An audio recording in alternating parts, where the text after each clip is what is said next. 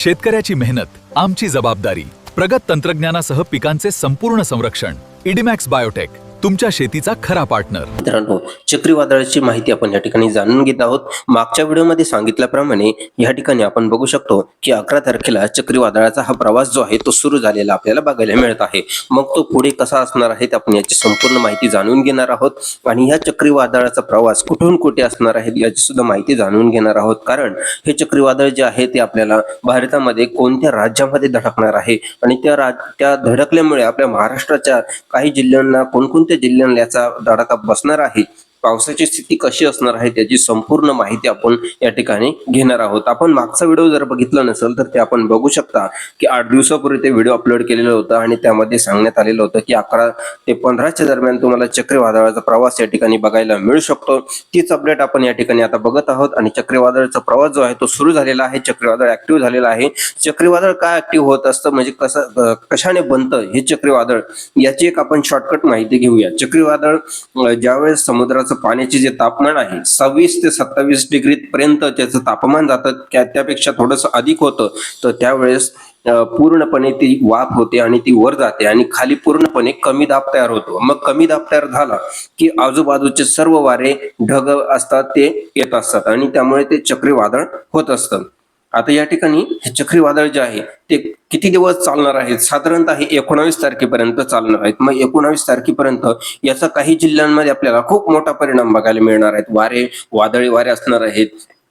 आता सध्या हे चक्रीवादळ कमजोर आहे तरी त्याचा 50च्या आसपास स्पीड आपल्याला बघायला मिळत आहे प्रति तास किलोमीटर आणि त्याप्रमाणे पुढील जे वारे असणार आहे ते बहुतेक 100 ते 120 पर्यंत किंवा 150 पर्यंत जाण्याची शक्यता खूप आहे आणि त्यानंतर हे पूर्णपणे धडकणार आहे. मग कुठे धडकणार आहे या ठिकाणी आपण बघू शकतो विशाखापट्टणमच्या काही भागात याचा परिणाम होईल, त्यानंतर महाराष्ट्रात होईल आणि विशेष म्हणजे हे चक्रीवादळ पूर्णपणे महाराष्ट्राच्या कडे न जाऊन परत ते चक्रीवादळ ऍक्टिव्ह होईल अरबी समुद्रामध्ये. म्हणजे याचा खूप मोठा प्रवास आणि यामुळे होणारा जो त्रास किंवा त्याचा जो विपरीत परिणाम आहे तो सुद्धा आपल्याला बघायला मिळू शकतो. परंतु चक्रीवादळाची दिशा सुद्धा अचानक बदलू शकते. मग त्याच्यामध्ये जर काही अपडेट झाली, जर चक्रीवादळाची दिशा बदलली तर त्याचा सुद्धा आपल्याला व्हिडिओ या चॅनलवरती बघायला मिळणार आहे. मग त्यासाठी आपण ह्या चॅनलला सबस्क्राईब केले की नाही बघून घ्या. नसेल केलं तर अवश्य सबस्क्राईब करा. आता विशेष म्हणजे आता पावसाची शक्यता बघणार आहोत आपण. आपल्याला 13 तारखेपर्यंत मध्ये कुठे पाऊस आहे की नाही त्याची एक अपडेट आपण या ठिकाणी घेऊया. आता या ठिकाणी आपण बघू शकतो पावसाची जी स्थिती आहे आज आपल्याला बघायला मिळत आहे. आज 4 तारीख आहे. 5 तारखेनंतर आपल्याला पावसाची शक्यता कुठे आहे आपण या ठिकाणी बघणार आहोत. आता विशेष म्हणजे 13 तारखेपर्यंत आपल्याला कोणत्याही भागामध्ये पावसाची शक्यता नाहीये. कारण या ठिकाणी जे बंगालच्या उपसागरामध्ये चक्राकार परिस्थिती सुरू झालेली आहे, जे सायक्लोन तयार झालेलं आहे, तर जिथं तयार होत असतं ते पूर्ण आजूबाजूचे ढग असतात, हवा असतात, पूर्ण खेचून घेतले जातात.